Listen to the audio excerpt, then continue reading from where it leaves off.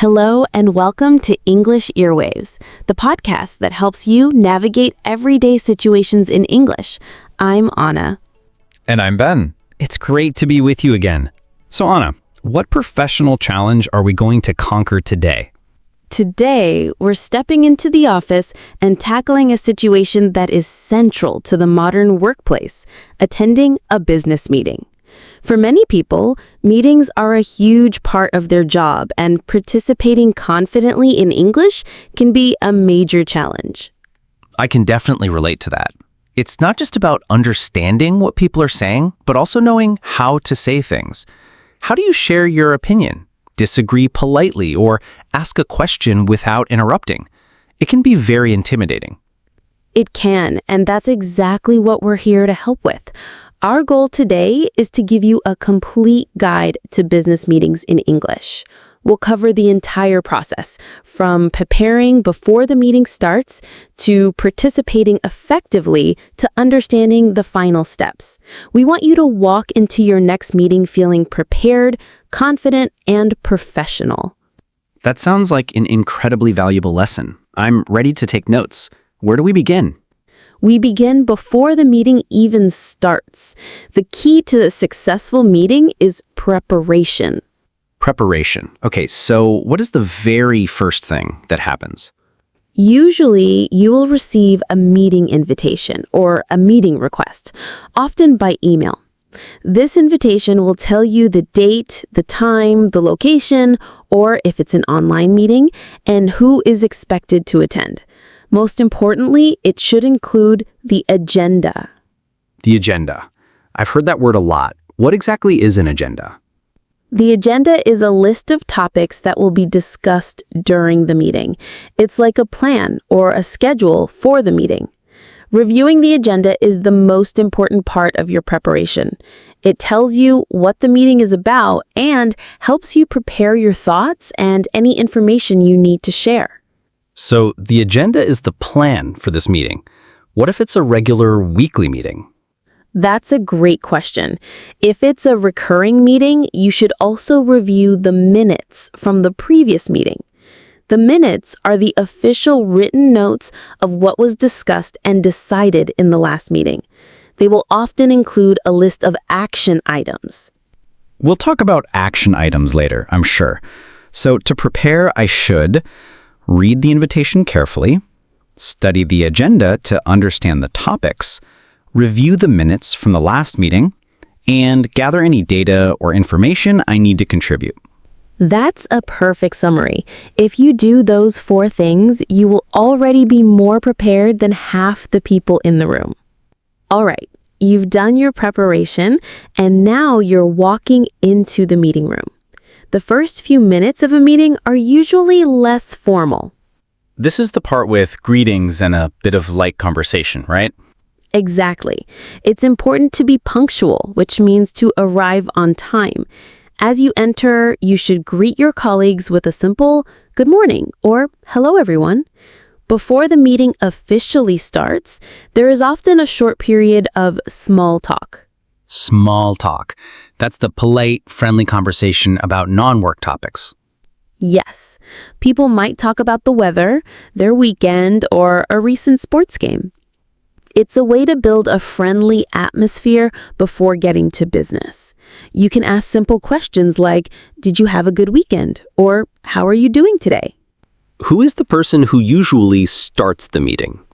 The person leading the meeting is called the chairperson, the facilitator, or simply the meeting lead. They are responsible for starting the meeting on time, following the agenda, and making sure everyone has a chance to speak. And how does the chairperson officially start the meeting? They will use a phrase to signal that the small talk is over and the business is beginning. They might say, "All right, everyone, it's 10 o'clock. Let's get started." Or, "Thank you all for coming. Shall we begin?" Or, more informally, "Let's kick things off." After this, the chairperson will usually state the main goal of the meeting and begin with the first item on the agenda. Okay, this is the main part of the meeting. The discussion is happening and I have ideas I want to share. How can I do that politely and professionally? This is the most important skill, and it's all about using the right phrases. Let's break it down into different situations. First, let's talk about sharing your opinion. Instead of just saying, I think. Exactly. To sound more professional, you can use phrases like, in my opinion, we should focus on marketing. From my perspective, the main issue is the deadline. The way I see it, we have two choices. Those sound much more structured. Now, what if someone else says a great idea and I want to support them? How do I agree? Agreeing is a great way to build a positive atmosphere. You can say, I agree with person's name. For example, I agree with Sarah. That's a great point. I also think I completely agree. You've hit the nail on the head. That last one is a great idiom. Okay, now for the difficult one. What if I don't agree? How do I disagree politely without sounding rude or aggressive? This is a critical skill. The key is to acknowledge the other person's point before you state your own. This shows respect. You can say, I see your point, but I have a different perspective. I understand where you're coming from. However, have we considered? I respectfully disagree. My concern is that. So you always start by showing you were listening. That's very smart. What if I don't understand something and need more information? You need to ask for clarification. It's much better to ask than to stay silent and be confused. You can say, could you elaborate on that point, please? To elaborate means to give more details. I'm not sure I follow. Could you explain that in another way? Just to be clear, are you saying that? And finally, what if someone is talking, but I have a very important, relevant point to make? How can I interrupt politely? You should try not to interrupt, but sometimes it is necessary. To do it politely, you can use a soft opening, like, if I could just jump in here for a moment, or may I add something quickly?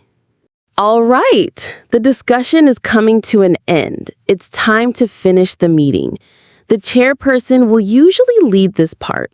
How do they signal that the meeting is ending? They will use phrases to summarize and wrap up. They might say, okay, it looks like we're running out of time. Let's wrap things up. To summarize, we've decided to... The most important part of ending a meeting is establishing the next steps. This means deciding who is going to do what and by when. These tasks are called action items. Action items. So an action item is a specific task assigned to a specific person. Exactly. An action item has 3 parts: the task, the person responsible, and the deadline. The chairperson might say, okay, so the action item for you, Ben, is to research the new software and send a report to the team by next Friday. That is very clear. It prevents confusion about who is supposed to do what. It does. After reviewing all the action items, the chairperson will formally close the meeting. They will thank everyone for their time and their contributions. They might say, thank you all for a productive meeting. We'll speak again next week. And that brings us to the end of a successful meeting. Now, let's practice some of the most important professional words we learned today. This practice will help you use these words correctly in your own meetings. We'll say the word, explain its meaning, and give you 3 real-life examples. Let's begin with our first word. Agenda. Agenda. Agenda. The agenda is the list of topics to be discussed at a meeting. It is the plan for the meeting. That's right. You should always read the agenda before a meeting to prepare yourself. Here are 3 examples of how to use agenda. Example 1. Did everyone receive the agenda I sent out yesterday? Example 2. The first item on the agenda is to review last quarter's sales figures. Example 3. We have a lot to cover today, so let's stick to the agenda. Minutes, minutes, minutes. The minutes are the official written record or notes from a meeting. They summarize what was discussed and decided. Yes, the minutes are usually written and sent out to all attendees after the meeting is over. Here are 3 examples of how to use minutes. Example 1. I will type up the minutes from today's meeting and email them to you all tomorrow. Example 2. According to the minutes from our last meeting, we agreed to postpone this decision. Example 3. Could someone volunteer to take the minutes today? Action item. Action item. Action item. An action item is a specific task that is assigned to a person during a meeting with a deadline. Exactly. It's a clear to-do that comes out of the discussion. Here are 3 examples of how to use action item. Example 1. Let's review the action items before we finish. John, you're going to contact the client. Example 2. My main action item from the meeting is to create a new budget proposal. Example 3. Please complete your action items before our next meeting on Monday. Chairperson, chairperson, chairperson. The chairperson is the person who is in charge of or leads the meeting. That's right. They are responsible for keeping the meeting on schedule and making sure the discussion is productive. This person can also be called a facilitator or meeting lead. Here are 3 examples of how to use chairperson. Example 1. As the chairperson, it is my job to make sure everyone has a chance to speak. Example 2. Our team manager will be the chairperson for this important project meeting. Example 3. The chairperson decided to move on to the next topic on the agenda. To elaborate. To elaborate. To elaborate. To elaborate is a verb that means to give more details or to explain something more fully. Yes, it's a very polite and professional way to ask for more information when you don't understand something completely. Here are 3 examples of how to use to elaborate. Example 1. That's an interesting idea. Could you elaborate on how it would work? Example 2. Before I give my opinion, I'd like to ask Sarah to elaborate on her proposal. Example 3. I don't think I have time to elaborate on every point now, but I can send a follow-up email. And that's our vocabulary practice. You have all done a fantastic job with some challenging but very useful words. We've walked through the entire meeting process, from the preparation to the final action items. I feel much more prepared for my next meeting.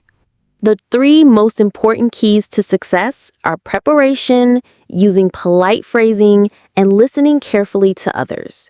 If you can do those 3 things, you will be a very valuable participant in any meeting.